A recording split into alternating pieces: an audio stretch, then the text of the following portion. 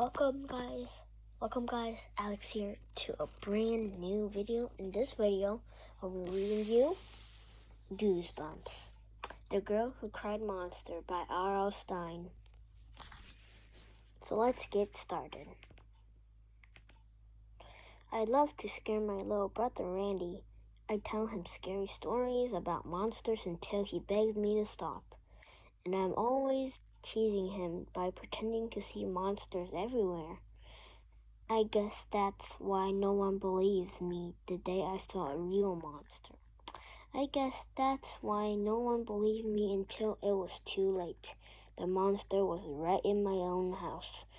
But I'll better not tell of the ending of my story at the beginning. My name is Lucy Dark. I'm 12, living with my brother Randy, who is 6, and my parents is in a medium-sized house.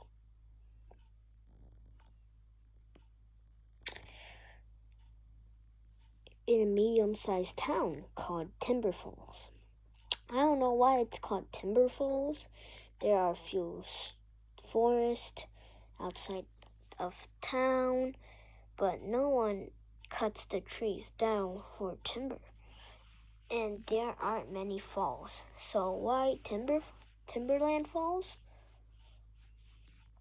It's a mystery. We have a red brick house at the end of our street. There's a tall, overgrown hedge that runs along the side of our house and separates our yard from the Killing's yard next door. Dad's always talking about how he should trim the hedge, but he never does. We have a small front yard and a pretty big black yard with a lot of tall old trees in it. There's an old sapphires tree in the middle of the yard. It's cool and shady. Under the tree that's where I like to sit with Randy when there's nothing better to do. I see if I can scare the socks out of him. It isn't very hard. Randy scares easy. He looks a bit like me, even though he's a boy. He got straight black hair, just like me, only I wear mine longer. He's short of his age, like me, and just a little big chubby. He has a round face, rounder than mine, and big black eyes, which really stand up silent. We both have such pale white skins.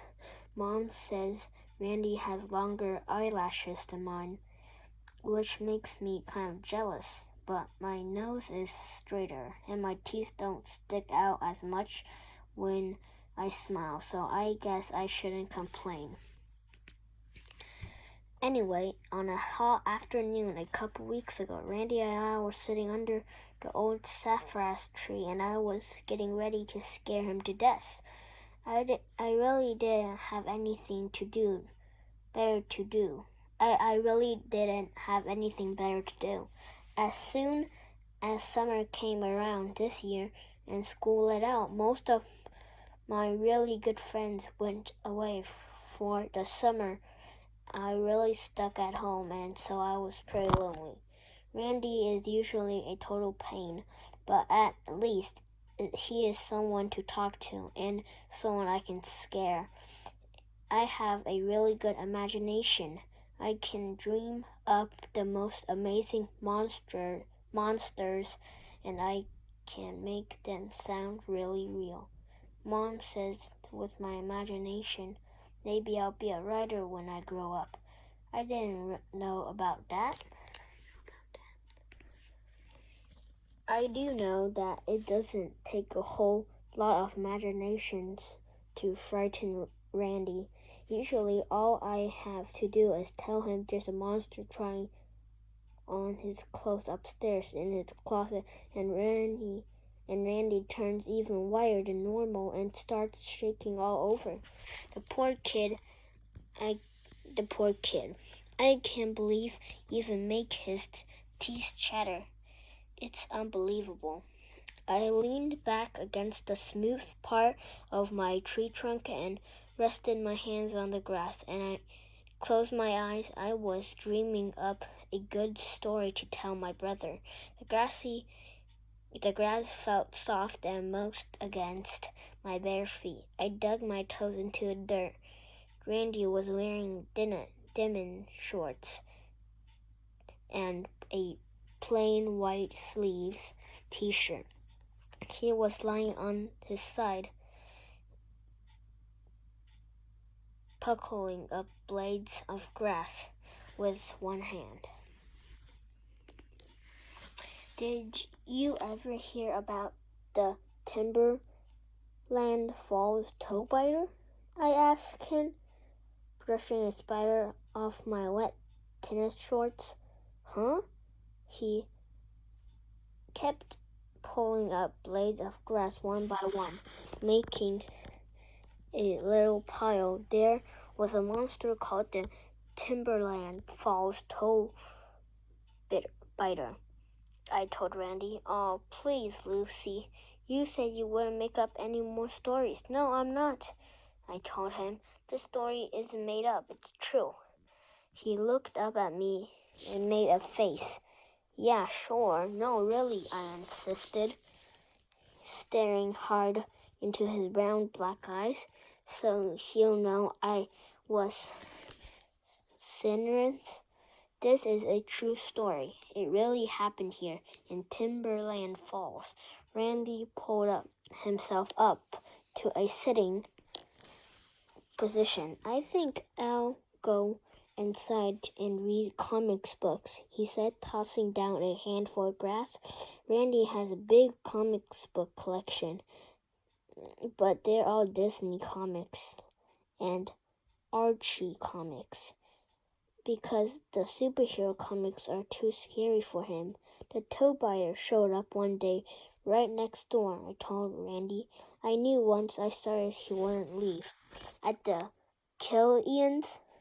He asked, his eyes growing wide. Yeah, he arrived in the middle of the afternoon. The toe biter isn't a night monster, you see. He's a day monster. He strikes when the day is high in the sky, just like now. I pointed through the shimmering tree leaves to the sun, which was high overhead in the clear summer blue sky. A day monster? Randy asked. He turned his head to look at the Killian's house rising up on the other side of the hedge. Don't be scared. It happened a couple of summers ago, I continued.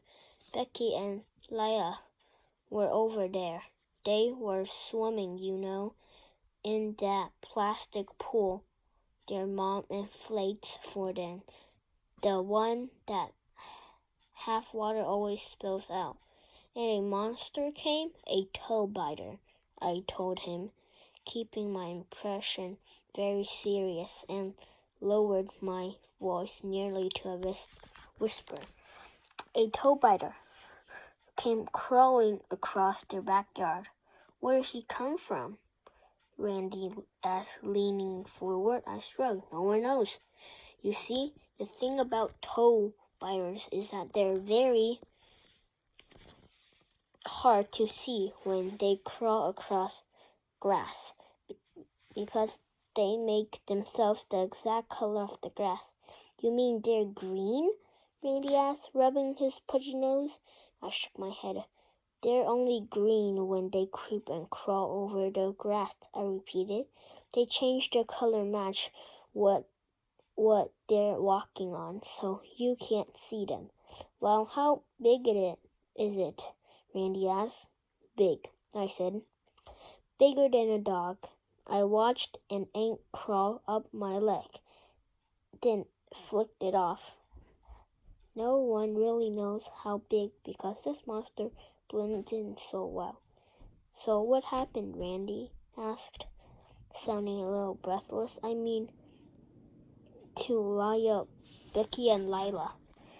Again, she glanced over at the Clayton's gray sino house. Well, they were in their little plastic pool, I continued, splashing around, and I guess Becky was lying on her back and had her feet hang over the side of the pool, and the monster scrambled over the grass, nearly invisible, and it saw Becky's toes dangling in the air. And Becky didn't see the monster? Randy asked. I could see he was starting to get real pale and trembly. Toe biters are just so hard to see, I said, keeping my eyes locked on Randy's, keeping my face very straight and solemn. I took a deep breath and let it out slowly, just to build up suspense. Then I continued the story. Becky didn't notice anything at first. Then she felt a kind of tickling feeling. She thought it was a dog licking at her nose. She kicked it a little and told the dog to go away, but it didn't tickle him. It didn't tickle so much. It started to hurt. Becky shouted for the dog to stop, but the dog got even worse. It felt like a dog was chewing on her toes with very sharp teeth. It started to hurt a whole lot, so Becky sat up, pulled her feet into the pool, and when she looked down at her left foot, she saw it. I stopped and waited for Randy to ask, What? She asked finally in a shaky voice. What did he see? I leaned forward and brought my mouth close to her ear. All the toes were missing from her left foot, I whispered. No, Randy screamed. He jumped to his feet. He was as pale as ghost, and he looked really scared. That's not true. I shook my head solemnly. I forced myself not to crack a smile. Ask Becky to take care of her left shoe, I told him. You'll see. No, you're lying, Randy wailed. Ask her, I said softly. And then I glanced down at my feet, and my eyes popped wide with horror. Randy, look! I stammered and pointed with trembling hand down to my feet. Randy uttered a grieving scream when he saw what I was pointing at.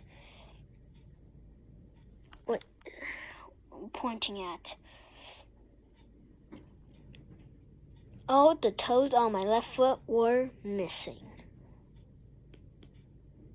Wait! Randy let out another terrified wail. Then he took off, running full speed to the house carrying Mom. I took off after him. I didn't want to get in trouble for scaring him again. Randy, wait, I'm okay, I shouted, laughing. Of course, I had my toes buried in the dirt. He should have been able to figure that out, but he was too scared to think. Wait, I called after him. I didn't get to show you the monster in the tree. He heard that. He stopped and turned around, his face still all twisted up in fright. Huh? There's a monster up in the tree, I said, pointing to a satisfied tree where just been sitting on a tree monster. I saw it. No way. He started running again to the house. I'll show it to you, I called, cupping my hands around my mouth so he hear me. He didn't look back. I watched him stumble up the steps to the back stoop and disappeared into the house. The screen door slammed hard behind me. I stood staring at the back of the house, waiting for Randy to poke his frightened head out again, but he didn't.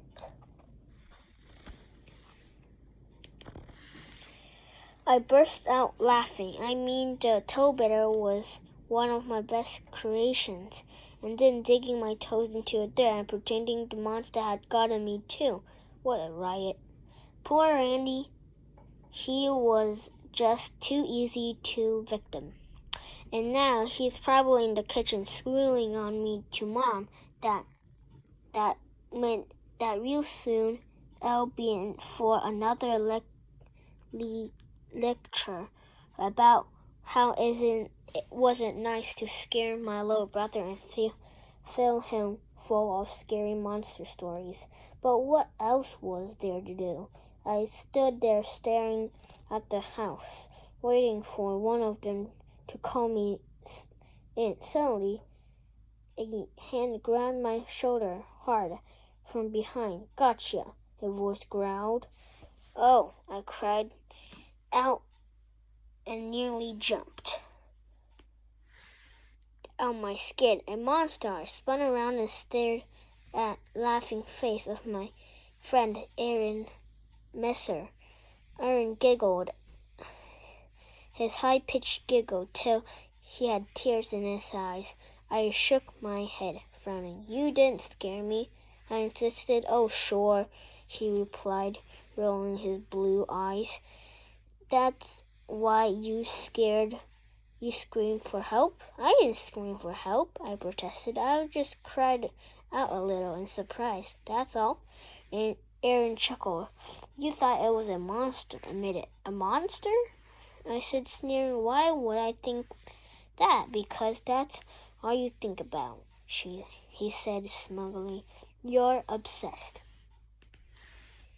Oh, big word, I teased him. He made a face at me. Aaron is my only friend who stuck around this summer. His parents were taking him somewhere out west in a few months, but in the meantime, he's stuck like me. But just hanging out, trying to fill the time. Aaron is about a foot taller than me, but who isn't? He has curly red hair and freckles all over his face. He's very skinny, and he wears long baggy shorts that make him look even skinnier. I just saw Randy run into the house. Why was he crying like that, Aaron? Aaron asked, glancing to the house. I could see Randy at the kitchen window staring out at me. I think he saw a monster, I told Aaron. Not monsters again, Aaron cried. He gave me a painful shove. Get out of here, Lucy. There's one up in the tree, I said seriously, pointing. Aaron turned around. You are so dumb, he said, grinning. No, really, I insisted. There's a real ugly monster. I think it's trapped up there in that tree. Lucy, stop, Aaron said. That's what Randy saw, I continued. That's what made him run screaming to the house. You see monsters everywhere, Aaron said. Don't you ever get tired of it? I'm not kidding this time, I told him. My chin trembled, and my expression turned to outright fear as I gazed over Aaron's shoulder at the bored, leafy sassafras tree. I'll prove it to you. Yeah, sure, Aaron replied with his usually sass scream. Really? Go get that broom. I motioned to the broom leaning against the back of the house. What for? Aaron asked. Go get the broom, I insisted. Well, see if we can get the monster down from the tree. Huh? Why do we want to do that? Aaron asked. He sounded very hesitant. I could see that he was staring to wonder if I was being serious or not. So, you'll believe me? I said seriously. I don't believe in monsters, Aaron replied. You know that Lucy saved your monster stories for Randy. He's just a kid.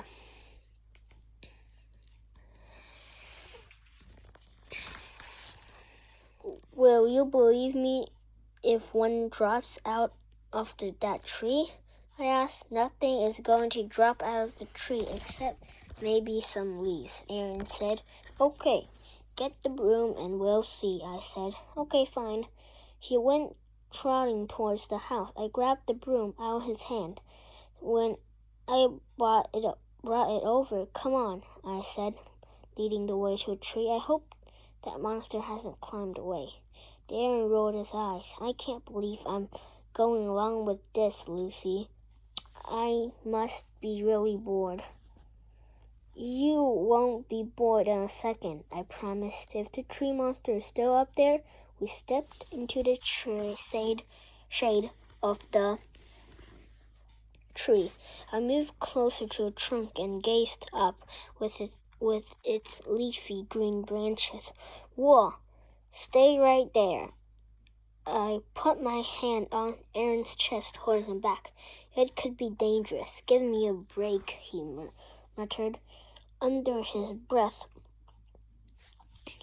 I'll try to shake the branch and bring it down. I said. Let me get this straight, Aaron said. You expect me to believe that you're going to take the broom, shake a tree branch with a monster is going to come tumbling down from up there? Uh-huh. I could see that the broom handle wasn't quite long enough to reach. I'm going to have to climb up a little, I told Aaron. Just watch out, okay? Oh, I'm shaking. I'm so scared, Aaron cried, making fun of me. I shimmered up the trunk and pulled myself onto one of the lowest limbs. It took me a while because I had the broom in one hand. See any scary monsters up there? Aaron asked smudgily. It's up there, I called down, fear creeping into my voice.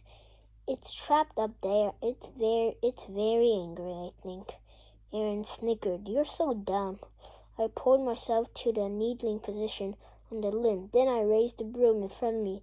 I lifted up to the next branch, higher. Then holding it tightly to the trunk with my feet, I raised the broom as far as I would and pushed it against the tree limb. Success.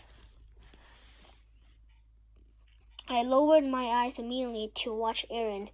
He let out a deafening shriek of horror as the monster toppled from the tree and landed right on his chest.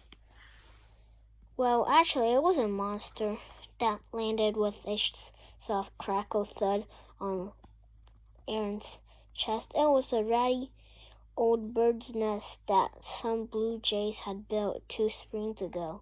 But Aaron wasn't expecting it, so it gave him a really good scare. Gotcha, I proclaimed.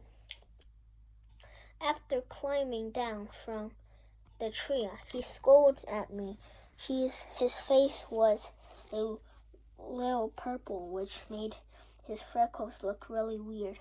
You're monsters, he murmured. That's exactly what my mom said. About 10 minutes later, Aaron had gone home. I'll come to the kitchen and poured a box of juice out of the fridge. Sure enough, Mom appeared in the doorway, her eyes hard and steely, her expression grim. I could see right away that she was ready to give her "Don't Scare Randy" lecture. I leaned back against the counter and pretended to listen. The basic ideas of the lecture was that my stories were doing permanent harm to my delicate little brother, that I should be encouraging Randy to be brave instead of making him terrified that monsters lurked in every corner. "But, Mom, I saw a real monster under the hedge this morning," I said. I don't really know why I said that. I guess I wanted to interrupt the lecture. Mom got really exasperated. She threw up her hands and sighed. "She has straight, skinny black hair like Randy and me, and she has green eyes, cat ears, cat eyes, and a small feline nose."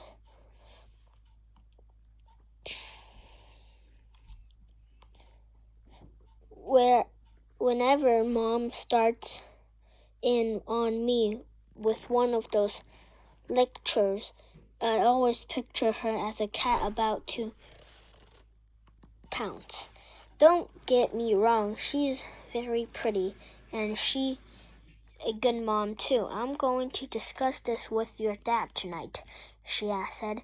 "Your dad thinks this monster is just the pace you're going through, but I'm not so sure. Life is just a pace I'm going through," I said softly. I thought I was pretty clever, but she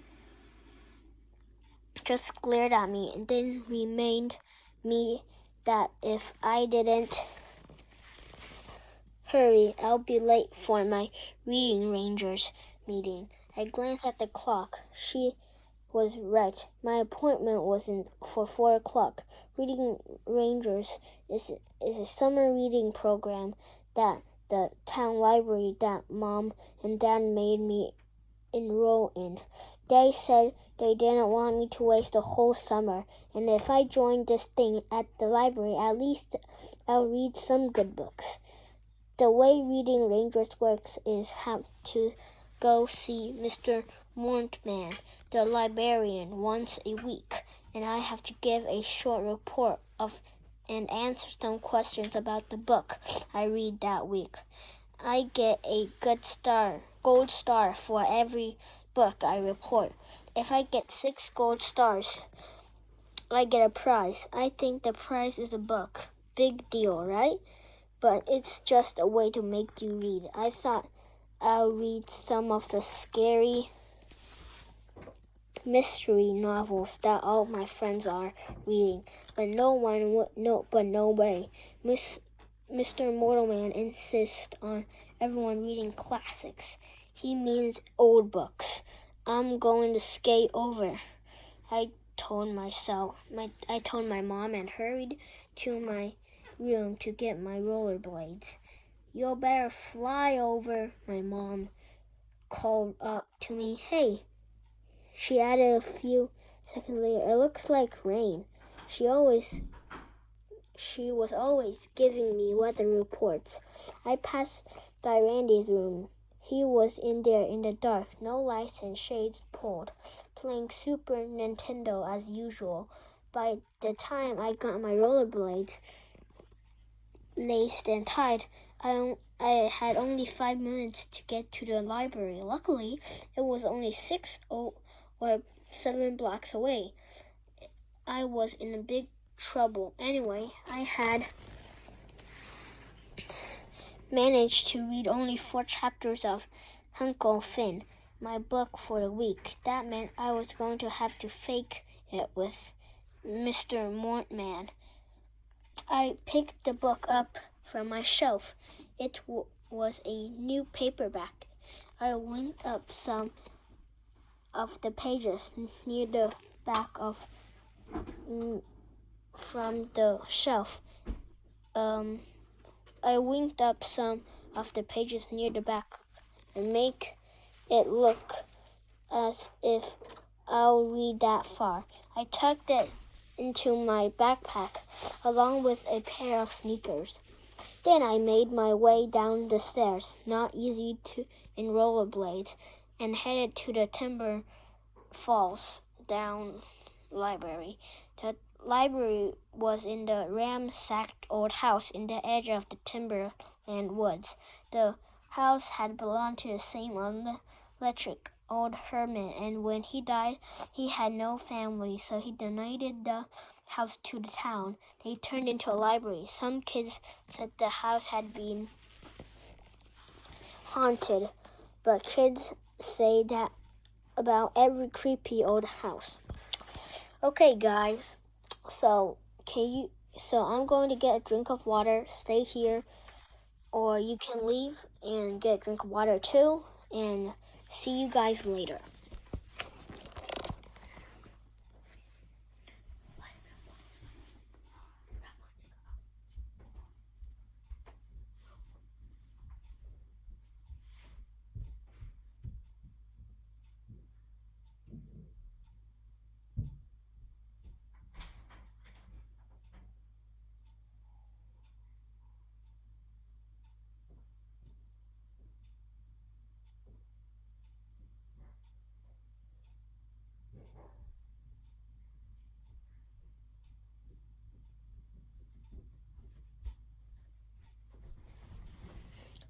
Okay, guys, I'm back. Oh man, that time my throat was like hurting me. Okay, let's continue. The library did look like a perfect haunted house, though. It was 3 stories tall, dark singled with a dark pointy roof between 2 stone turrets. The house was set back in trees as if hiding there. It was always in the shade, always dark and cold inside. The old floorboards creaked beneath the thin carpet the town had put down. The high windows let in very little light, and the old wooden bookcases reached nearly to the ceiling. When I edged my way through the narrow aisles between the dark shelves, I always felt as if they were about to close in on me. I had this frightening feeling that the shelves would lean in on me and cover me up, and I'll be buried there in the darkness forever, buried under 1,000 pounds of dusty, mildew every old books. But of course, that's silly. It was just a very old house, very dark and damp, very creaky. Not as clean as a library should be. Lots of cobwebs and dust. Mr. Morton did his best, I guess, but he was kind of creepy too. The thing all the kids hated the most about him was that his hands always seemed to be wet. He would smile at you with those beady little black eyes, and his lighting up on his plump, bald head. He would reach up and shake your hand, and his hand will be slopping. When he turned on the pages of the book, he'll leave wet fingerprints on the corners. His desktop always had small puddles on the top. Most handprints on the leather desk protector. He was short of round, with that skinny bald head and those tiny black eyes. He looked a lot like a mole, a wet-pawed mole. He spoke in a high, scratchy voice, nearly always whispered. He wasn't a bad guy, really. He seemed to like kids. He wasn't mean or anything, and he really liked books. He was just weird, just that all. He sat on a wooden stool that made him hover on an enormous desk. He kept a deep round pan on the side of his desk. Inside the pan were several little turtles moving around in about an inch of water. My termite friends, I heard him call them once.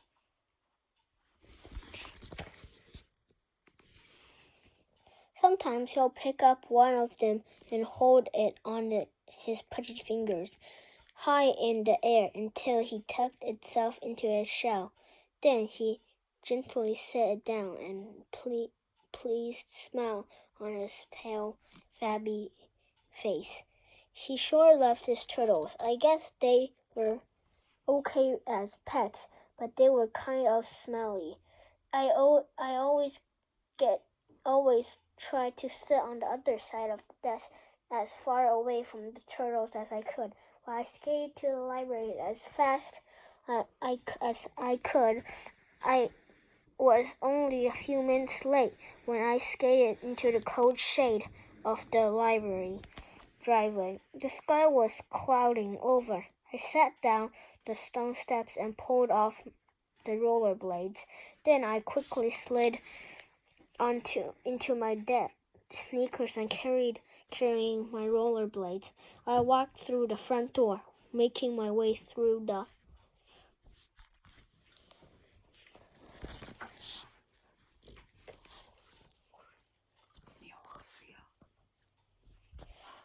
stacks of tall, narrow shelves at the back of the main reading room. I dropped the skates against the wall. Then I walked quickly through the aisles to Mr. Morton's desk. Against the back wall, he heard my footsteps and immediately glanced up from the pile of books he was stamping with the big rubber stamp. The ceiling light made his bald head shine like a lamp. He smiled. "Hi, Lucy," he said in his squeaky voice. "Be right with you." I said hi and sat down in the folding chair in front of his desk, watched him stamp the books. He was wearing a gray turtleneck sweater, which made him look a lot like pet turtles. Finally, after glancing at the big, loudly ticking clock on the wall, he turned to me.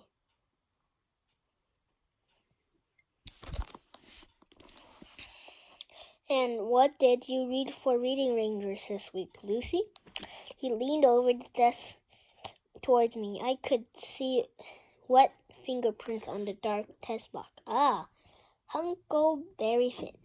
I pulled the book from my backpack and pulled it into my lap. Yes, a wonderful book," Miss Mortman said, glancing at the paperback in my lap. "Don't you agree?" "Yes," I said quickly. "I really enjoyed it. I couldn't put it down." That was sort of true. I never picked it up, so how could I put it down? "What did you like about Uncle Finn?" Mr. Morton asked, smiling. "A description," I told him. I had my Reading Rangers gold star in my t-shirt pocket, and I had a new book in my backpack, Frankenstein by Mary Shelley. Maybe I'll read Frankenstein out loud to Randy, I thought evilly. That would probably make his teeth chatter forever. The late afternoon sun was hidden behind spread raining clouds.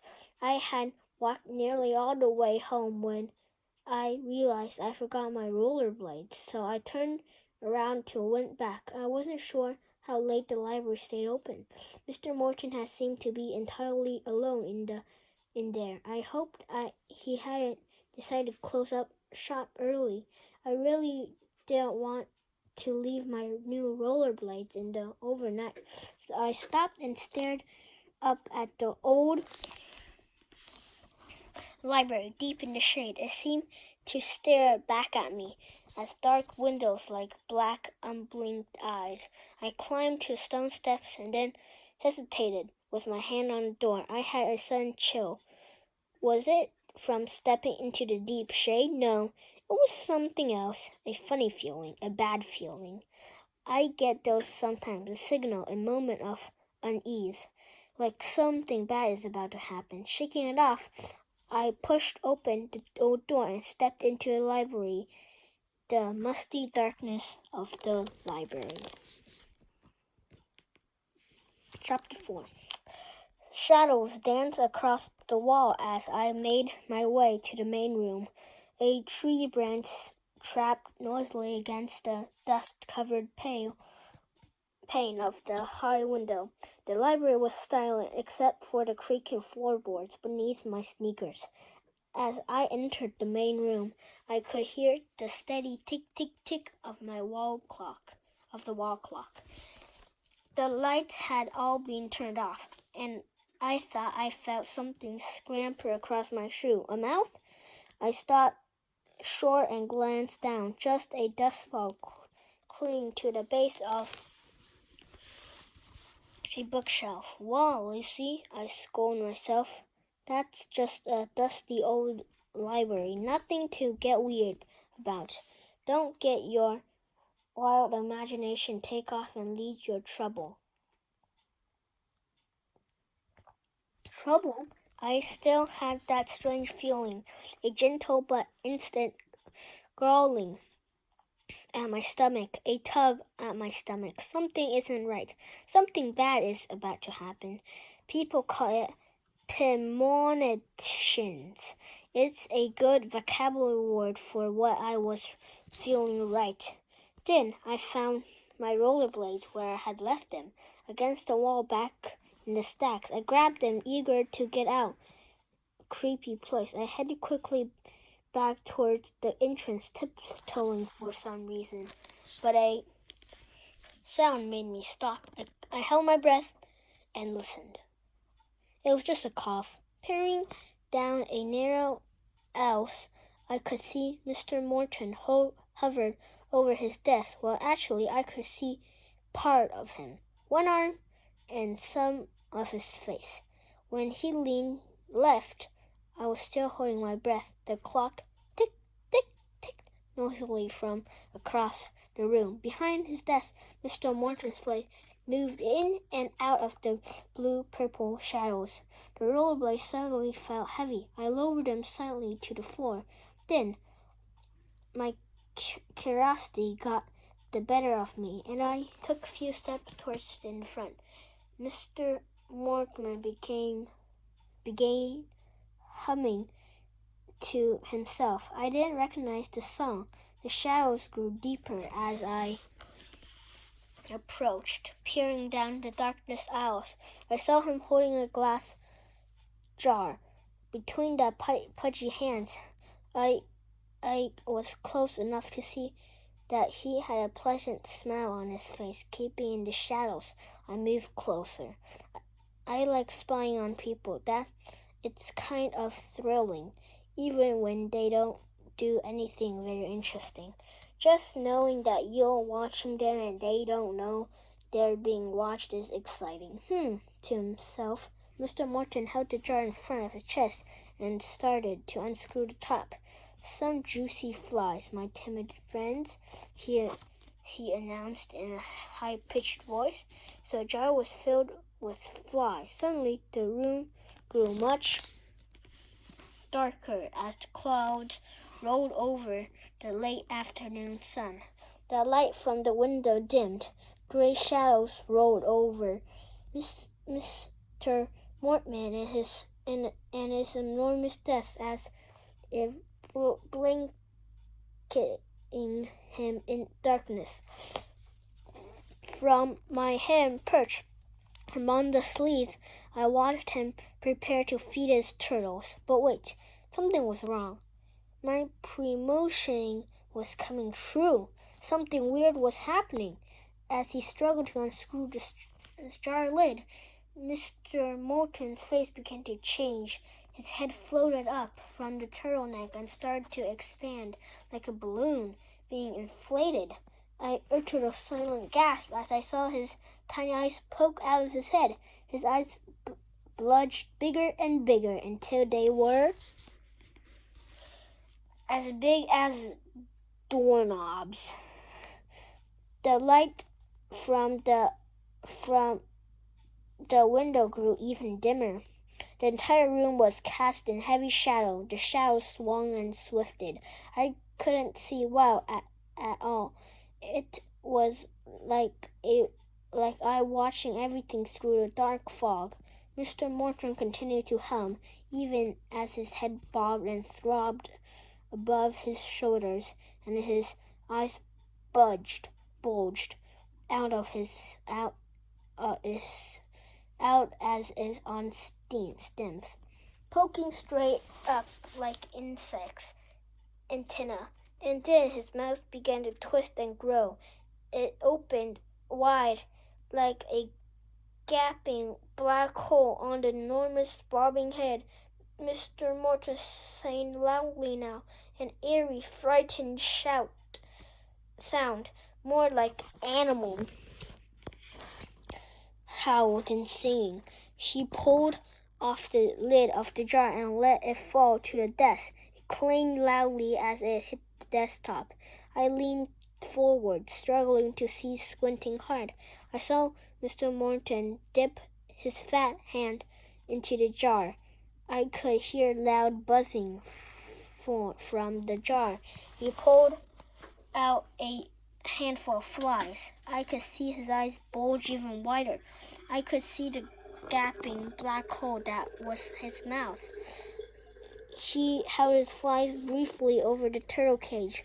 I could see the flies, black dots, all over his hand, in his palm, on his short, stubby fingers. I thought he was going to lower his hand in the elbow pan. I thought he was going to feed the turtle, but instead he jammed the flies into his own mouth.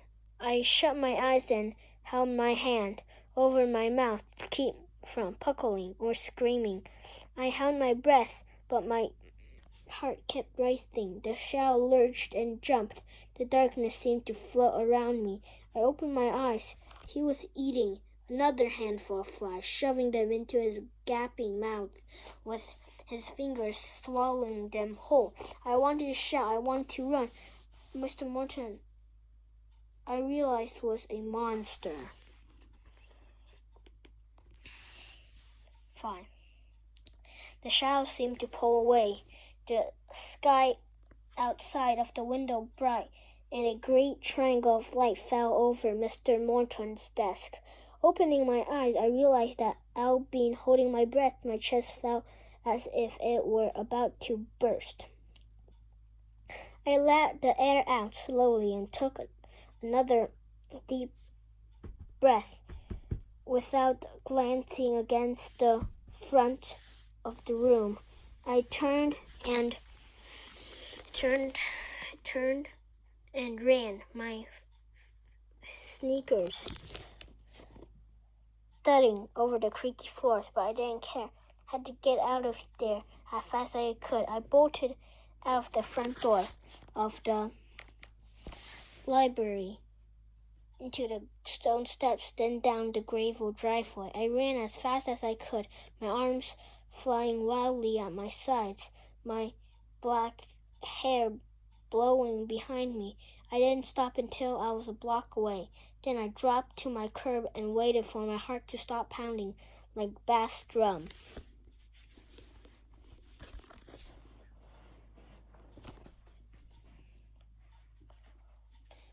Heavy rain clouds rolled over the sun again.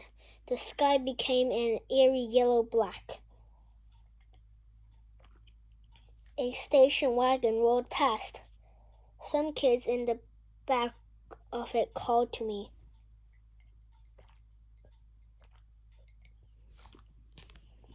But I didn't raise my head. I kept seeing the shadow scenes in the library again and again. Mr. Mortman is a monster. The words repeated nonstop in my mind. I can't believe it. I thought, gazing up at the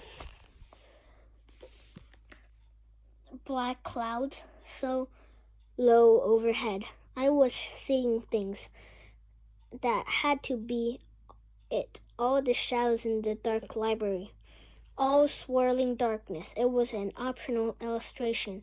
It was my wild imagination. It was a daydream. A silly fantasy. No, A loud voice in my head cried, "No, Lucy, you saw Mr. Morton's head bulge. You saw his eyes pop out and grow like hideous toadstools on his ballooning face. You saw him reach into the fly jar. You heard him humming so happily, so hungrily. You saw him jam the flies into his mouth. Not one handful, but two. And maybe he's still in there, eating his fill." It was dark. Lucy, there were, and guys, I'm going to take another drink of water. Like, it's just so thirsty me, and I'll be back just like the last time. So, I'll be back.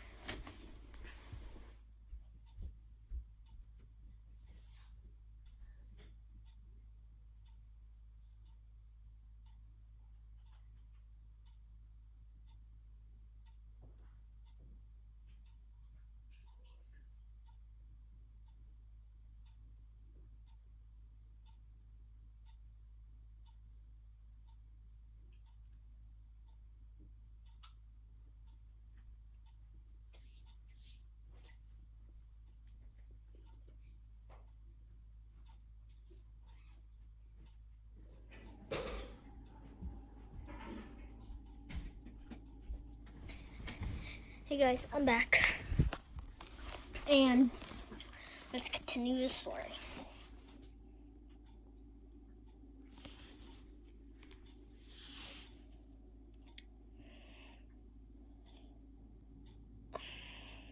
Shadows. But you saw what you saw. You saw it. Mr. Morton man was a monster. I climbed to my feet. I felt a cold drop of rain on my top of my head. "Mr. Morton is a monster," I said it out loud. I knew I had to tell Mom and Dad as fast as I could. "The librarian is a monster. That's what I'll tell them." Well, of course they'll be shocked. Who wouldn't be? Feeling another raindrop on my head, then one on my shoulder, I started jogging for home. I had gone about a half block when I stopped. The stupid rollerblades! I had left them in the library again. I turned back. A gust of wind blew my hair over my face. I pushed it back with both hands. I was thinking hard, trying to figure out what to do. Rain paddled softly on the pavement of the street. The cold raindrops felt good on my hot forehead. I decided to go back to the library and get my skates. This time, I'll make a lot of noise. Make sure Mr. Morton knew someone was there. If he heard me coming, I decided he'll act normal. He wouldn't eat flies in front of me. He wouldn't let his eyes bulge and his head grow like that, wouldn't he? I stopped as the front library came back into view. I hesitated, staring through it. Maybe I should wait and come back tomorrow with my dad. Wouldn't that be smarter? No, I decided. I wanted my skates, and I was going to get them. I've always been pretty brave. The time a bat flew into our house, I was the only one who yelled and screamed at it and chased it out with my butterfly net. I'm not afraid of bats or snakes or bugs or monsters, I said out loud. As I walked up the front of the library, rain paddled softly all around me. I kept telling myself to make a loud noise. "Make sure Mr. Mortman knows you're there, Lucy. Call out to him. Tell him you'll come back because you left your skates. He won't let you see that he is a monster. If he knows you're there, he won't hurt you or anything if you give him some warning." I kept reassuring myself all the way up to the dark old building. I climbed the stone steps hesitantly. Then taking a deep breath, I grabbed the doorknob and started to go in. So that is where we are going to stop, guys. Thank you for watching my video. I know it is like a 1 hour long video, but thank you guys for watching. Subscribe my channel and see you guys for part 2 of my Goosebumps. The girl calls a monster, and we'll see you guys later. Bye.